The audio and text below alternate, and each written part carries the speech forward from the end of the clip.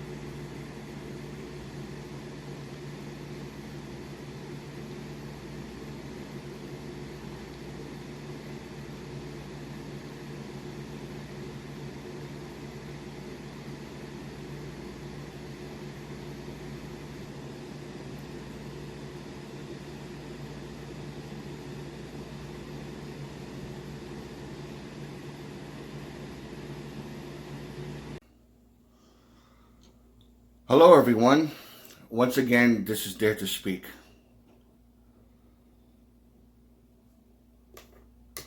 I just wanted to let all of you know that this is a subject in which I came across, like for the past, I think 4 days ago.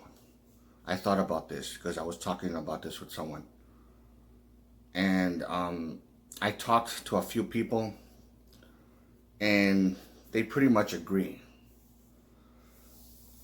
For those of you who knows what it's like to be what you would consider like an outcast of some sort, a wallflower that would use as an example, a wall, people that stand by the wall while during the middle of a school dance. They hardly ever dance, and if they're lucky, they dance with the girl that he likes a lot, but he's very shy, and and the opposite too of that. And the bullying, and then when you go through all this type of torment of being this outcast and being treated unfairly, being picked on and belittled in a sense. Mine, for example, wasn't that bad. It wasn't a real serious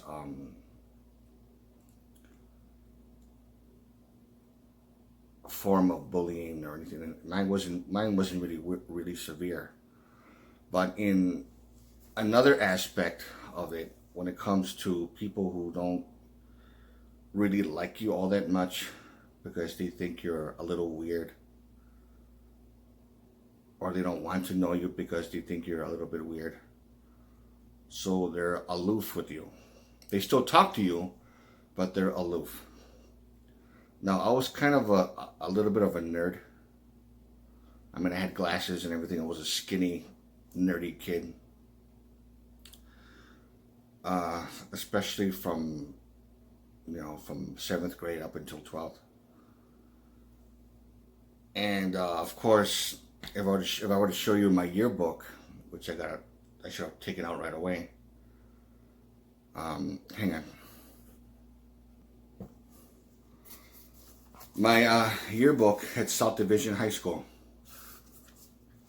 I did get some, there's some people that signed it. I did make some friends. And but half of them were,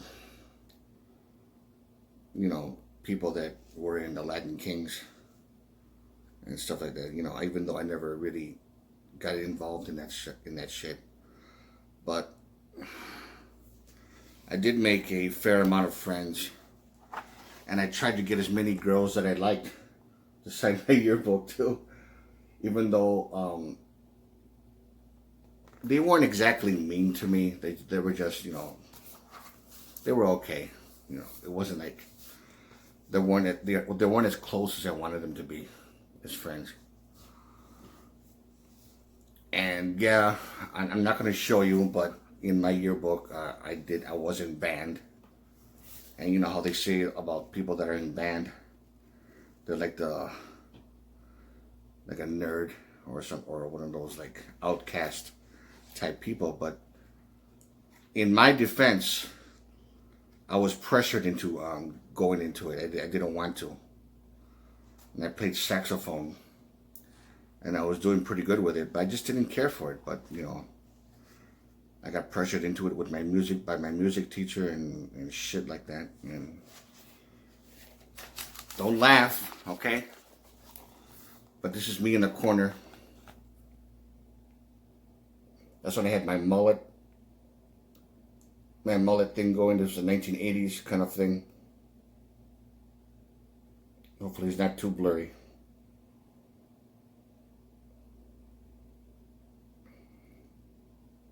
That's me right there. It's 18 years old.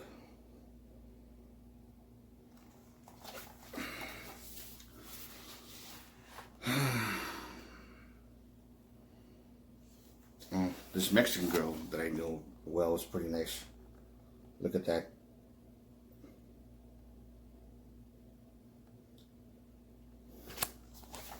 Very nice. I forgot her name though, but she was nice.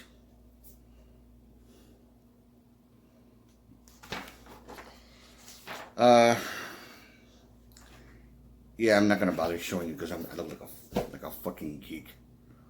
But I was in band and stuff like that, and I played the piano pretty good, and I still can. I just that I don't read music. I usually play by ear, that kind of thing. But it's been a while since I played.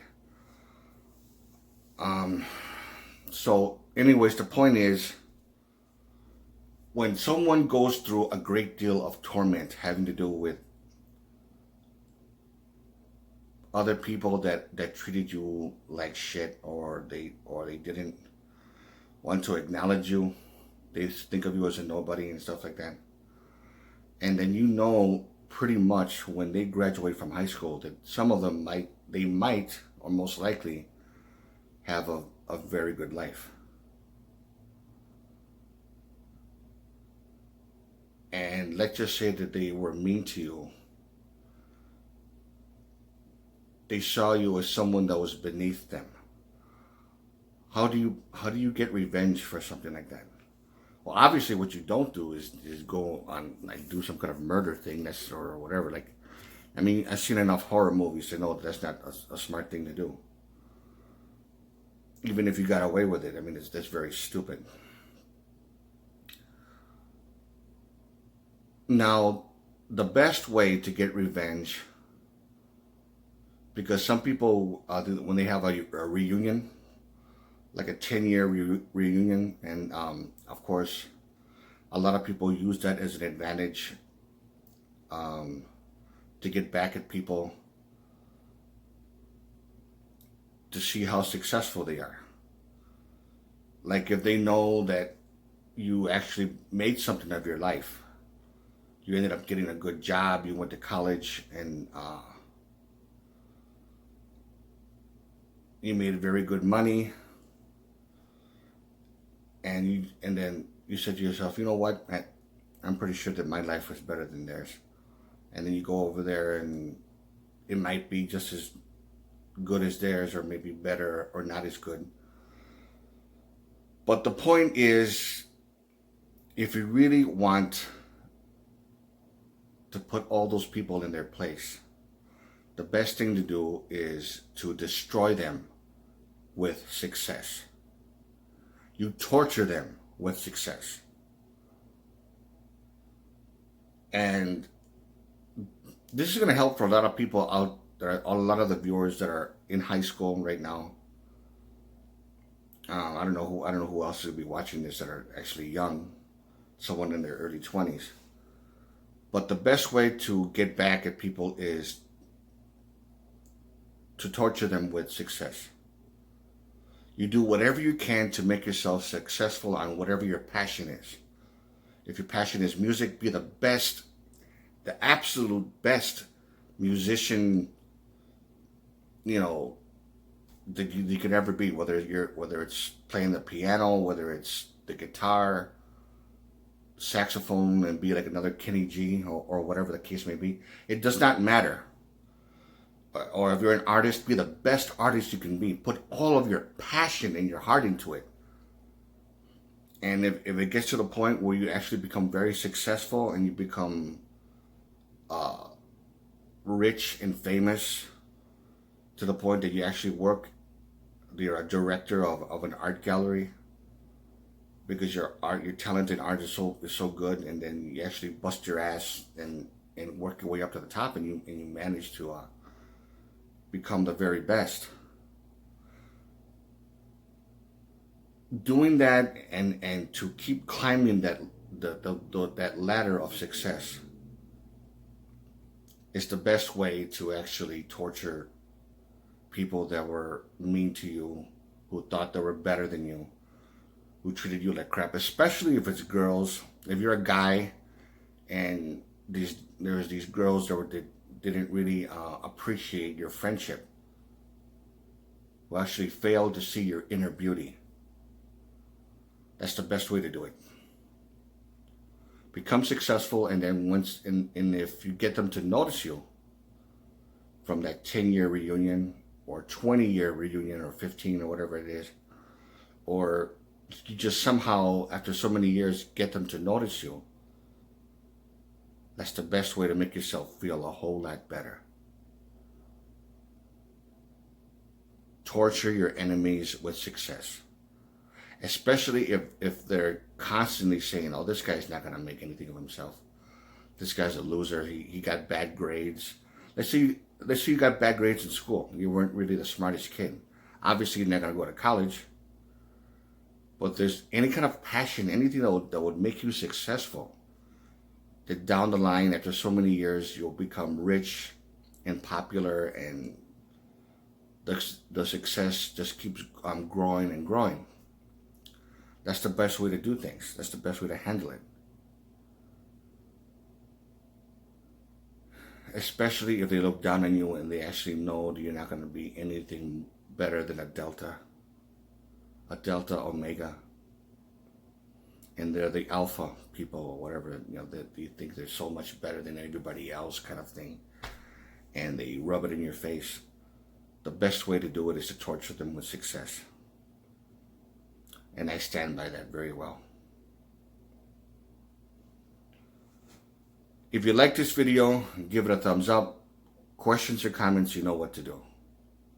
And this is Dare to Speak.